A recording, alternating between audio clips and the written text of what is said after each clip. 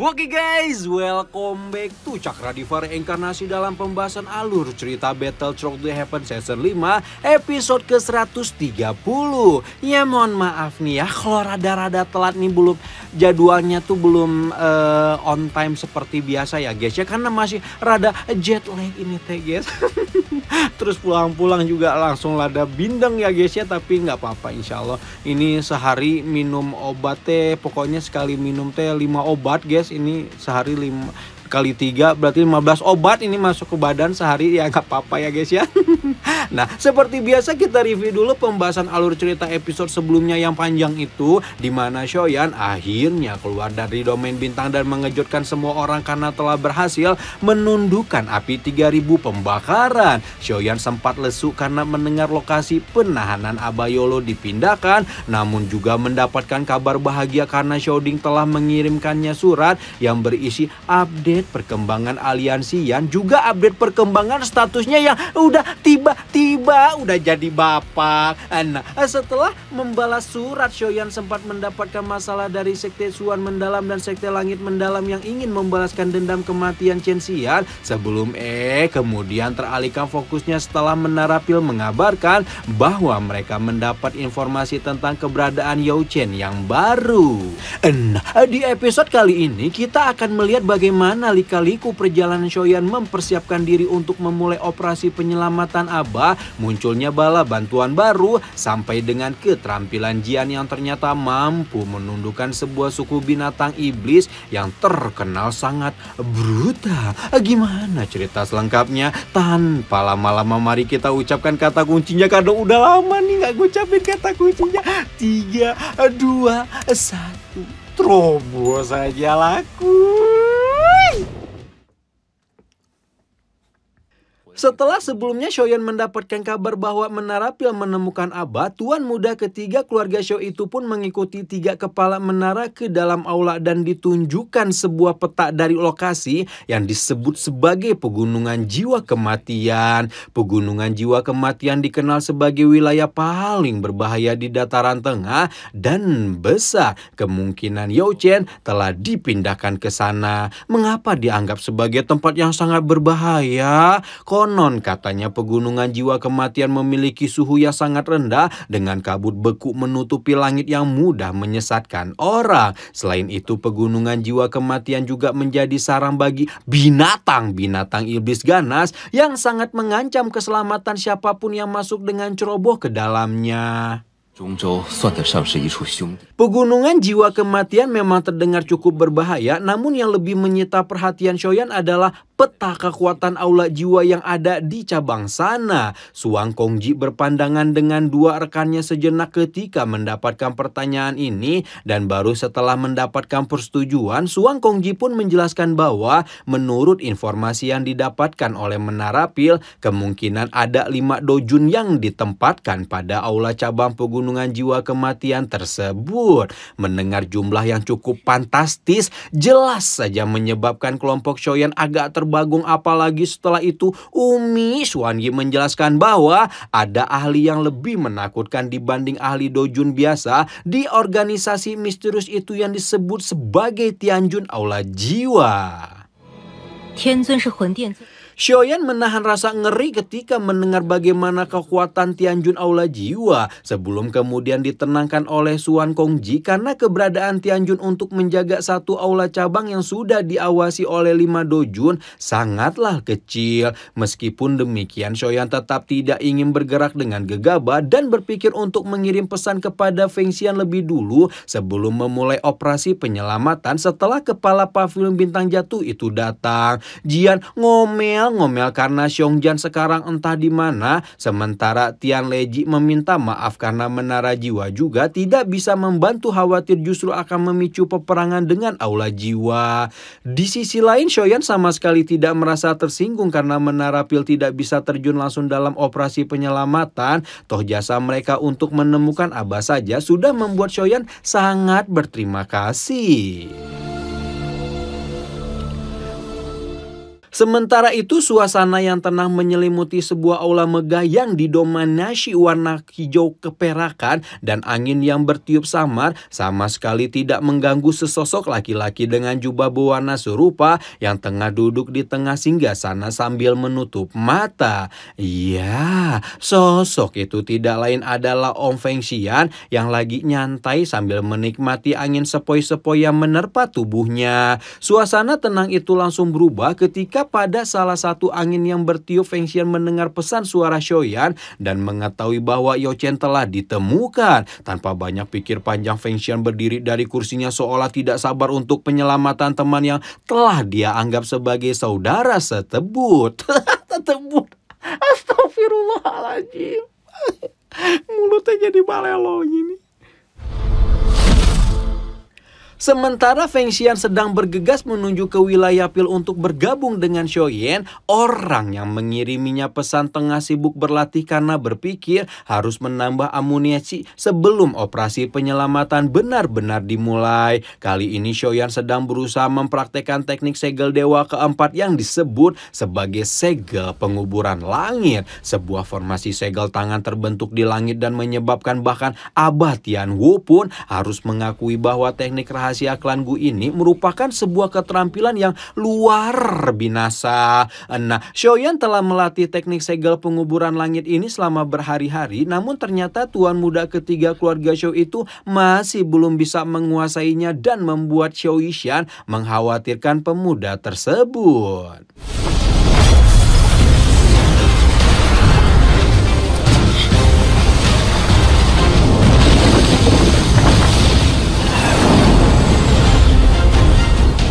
Ahli-ahli tingkat tinggi seperti Neng Yishan dan Abah Sispek tahu jelas bahwa melatih teknik do tingkat seperti segel dewa akan menghabiskan begitu banyak doki, tapi mereka juga tahu bahwa Xiaoyan tidak akan berhenti berusaha sebelum berhasil menyelamatkan gurunya. Dan benar saja, tanpa beristirahat sama sekali, Xiaoyan kembali menguatkan kuda-kudanya dan mengumpulkan energi sampai hari demi hari berlalu ketika mata Xiaoyan sama sekali tidak bergeser dari tebing yang berdiri tegap di depannya, dan percobaan yang tiada akhir telah dilakoni untuk menyempurnakan segel penguburan langit. Puluhan pil obat sudah menuruni kerongkongannya untuk mempertahankan kesadaran dan kewarasan, dan akhirnya ledakan energi yang dahsyat meletus dari tubuh Xiaoyan ketika matanya yang tertutup cukup lama terbuka dan buru-buru menatap tajam sebelum berjanji bahwa dia akan segera menemui Abah. Sementara Xiaoyan tenggelam dalam pelatihan panjangnya, masyarakat wilayah pil termasuk para tetua menara dibuat terkejut ketika tiba-tiba saja retakan spasial terbentuk di langit sebelum memuntahkan kapal luar angkasa dengan tekanan yang luar biasa kuat. Qiuling sudah siap nih baku hantam berpikir kalau kapal luar angkasa itu merupakan tanda ancaman. Namun belum sampai Qiuling bergerak, suara Suang Kongji terdengar dari pusat menara ketika mengundang Feng Xian yang merupakan penumpang kapal untuk bertemu dengannya. Sesuai dengan undangan Suang Kongji, Feng Xian yang ketika itu datang bersama dengan om-om lain menemui para kepala menara dan saling menyapa setelah puluhan tahun tidak bertemu. Suang Kongji kemudian menyapa om-om lain yang datang bersama Feng Xian, di mana om dengan penutup mata itu memperkenalkan dirinya sebagai pedang baja alias Tijian. Begitu mendengar nama Tijian, tiga kepala menara langsung dipenuhi rasa takjub karena mereka mengenal sebutan pedang baja sebagai Dojun legendaris yang telah menghancurkan sebuah sekte jahat seorang diri beberapa tahun yang lalu. Ketika para bapak ibu saling menyapa satu sama lain, Xiaoyan yang sudah merasakan napas Feng Xian juga buru-buru memasuki aula menara bersama dengan tiga rekannya. Nah, yang membuat Feng Xian dan juga Tijian terkejut adalah pemuda yang setahun lalu bertemu dengannya sebagai bintang satu Dojon, tiba-tiba saja sekarang sudah mengalami peningkatan kekuatan dan menjadi bintang 9 dojong. Kecepatan pelatihan semacam ini adalah sesuatu yang bisa membuat banyak orang muntah darah, namun Shoyan dengan entengnya menyebut itu sebagai keberuntungan. Lebih dari itu, Shoyan membawa 3 rekan yang tidak salah lagi bukan ahli sembarangan. Hal ini jelas saja membuat Feng Xian dan Tijian geleng-geleng kepala, entah kepala yang mana, sebelum mengingat bahwa pemuda ini merupakan murid Yao Chen yang luar binasa.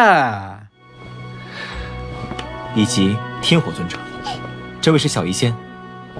Karena Shoyan sudah memperkenalkan teman-temannya, kini gantian Feng Xian yang memperkenalkan Tijian sebagai salah satu ahli yang tidak takut pada aula jiwa, sehingga bersedia menyumbangkan kekuatannya untuk menyelamatkan Yao Chen. Mendengar itu, Shoyan langsung membengkuk penuh hormat dan rasa terima kasih yang langsung dibalas santai oleh Tijian dengan menceritakan bahwa dia juga memiliki hutang nyawa kepada Abah Yao Chen. Karena itulah selama Yao Chen dapat diselamatkan, bahkan kalau harus mengorbankan nyawa, dia pun tidak keberatan. Dengan kedatangan Tijian, sekarang Shoyan menjadi lebih percaya diri karena kelompoknya pun sekarang memiliki 5 dojun. Awalnya Feng Xian bengong sebentar ketika Shoyan menyebutkan 5 dojun, namun pupil matanya hanya bisa melebar dan menunjukkan kegembiraan setelah Shoyan mengeluarkan sebuah boneka iblis langit dari cincin penyimpanannya dan dengan percaya diri berkata bahwa dirinya sendiri pun yakin dapat menangani seorang tetua dojun aula jiwa. Setelah melewati persiapan matang dan waktu panjang yang telah dia lalui, Shoyan pun tidak mau membuang lebih banyak waktu ketika mengajak rombongannya untuk berangkat di malam hari. Dengan demikian perjalanan Shoyan untuk menyelamatkan Abayolo pun akhirnya dimulai.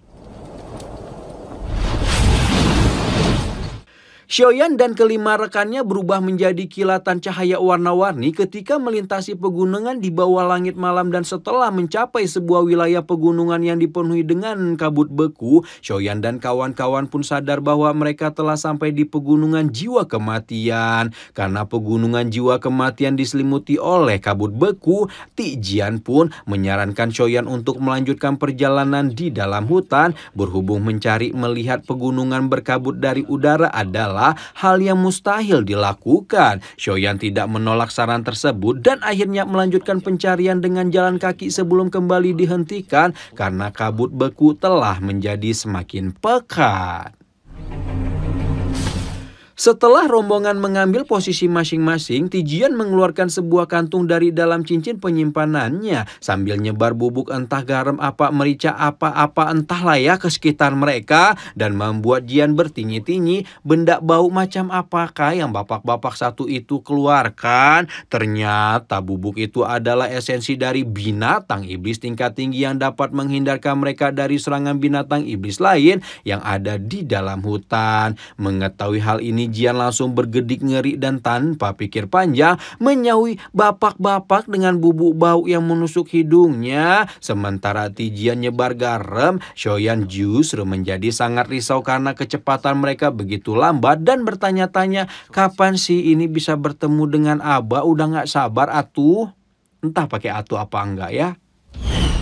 Nah, baru saja Feng Xian mendekati Shoyan untuk memberikan beberapa kata-kata penenang, Tijian yang ada aja gebrakannya mulai menoleh ke kanan ke kiri dengan panik seolah menyadari ada sesuatu yang salah dengan hutan jiwa kematian ini. Tijian berpikir bahwa keheningan yang menyelimuti hutan terlalu aneh dan didukung dengan kemampuan deteksi Jian yang menemukan bahwa rombongan binatang misterius telah mengelilingi mereka dari segala penjuru mata angin. Dan benar saja apa yang dikatakan oleh Jian karena sepersekian detik kemudian lampu-lampu merah menyerbu dari segala arah dan hanya dalam waktu yang singkat ribuan semut bermata merah telah memenuhi jarak pandang mereka.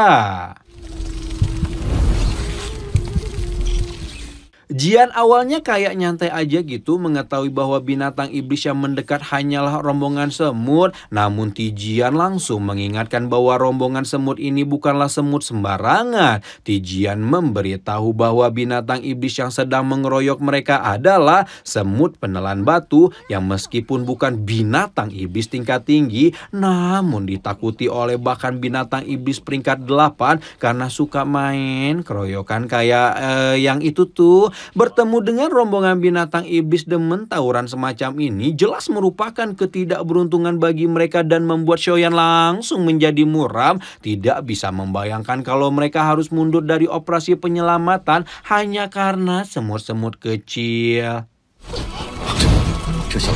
Nah, ketika melihat wajah Xiaoyan yang muram, Jian tanpa pikir panjang langsung melesat masuk ke dalam hutan yang jelas saja membuat Om Fengxian panik dan berpikir untuk segera menyelamatkannya. Namun rencana Fengxian itu buru-buru dihentikan Xiaoyan karena pemuda itu tahu bahwa Jian pasti memiliki satu rencana terkait semut-semut hobi tawuran ini. Dan benar saja apa yang dipikirkan oleh Xiaoyan karena beberapa saat kemudian Jian berjalan santai di antara para semut sebelum kemudian kembali ke dalam rombongan dengan seekor semut raksasa bersayap yang tidak lain adalah ratu semut penelan batu.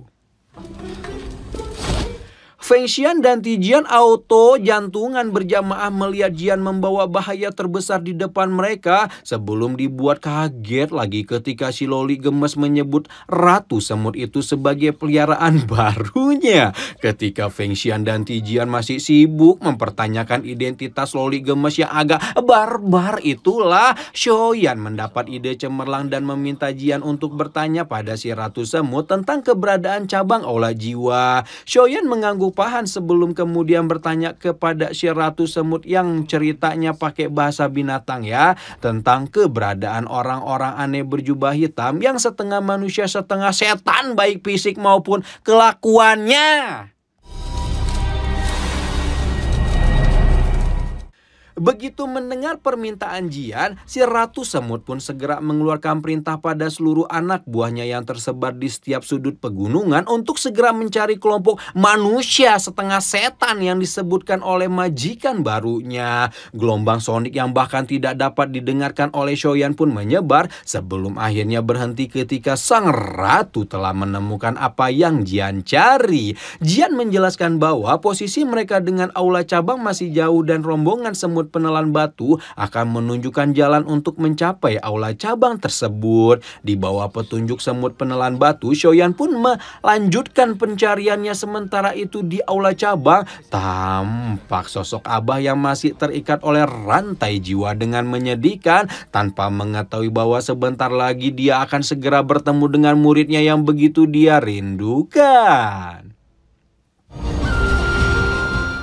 Edian, akhirnya Xiaoyan mulai juga nih nyelamatin Abah dari tangan antek-antek aula jiwa. Rombongannya pun nggak main-main loh. Ketambahan Om Tijian yang diem-diem, emang diem sih. Picuring peliharaan baru Jian alias si emut penelan batu. Akankah Xiaoyan mampu mewujudkan harapan bertahun-tahunnya untuk menyelamatkan Abah Yolo? Dan kira-kira apa yang akan dilakukan aula jiwa kalau nantinya mengetahui Xiaoyan menuju ke markas mereka? Aduh, nggak kerasa nih guys, bentar lagi udah tamat ini teh guys. Xiaoyan udah menyelamatkan Abah tuh sok.